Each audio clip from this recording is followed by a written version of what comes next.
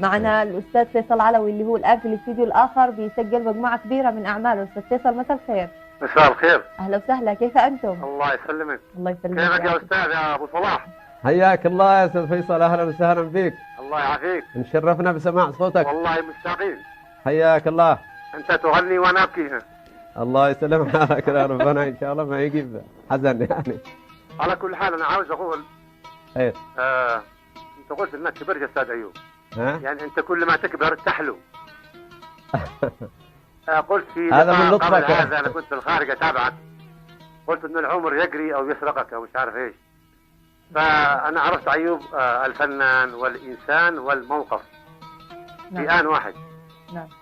حياك الله. بالنسبة لفيصل علوي شخصيا يكفيني شرفا إنه الأستاذ أيوب يعني أعطى، يعني معطاء، أقصد إنه معطاء كالماء الذي لا ينضب.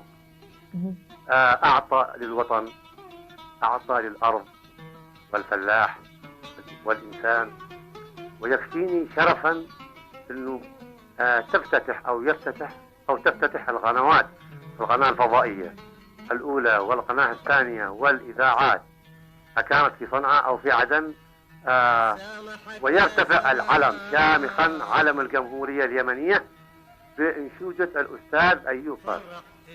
الله يسلمك يا أستاذ فيصل، هذا من لطفك يعني طبعا، والواحد طبعا يعني لابد أن يعترف أنه يعني فعلا أصبح يعني في سن يعني كبير يعني وكذا. بالعكس. ولكن يعني لا، مش معنى هذا أنه خلاص يعني سيتوقف، إنما هذا كل شيء بإذن الله وإرادته، وما مر يعني وما تم إنجازه. لا أنا لي ملاحظة أخرى. التوفيق من الله. لي ملاحظة أخرى ونعم بالله. حياك الله.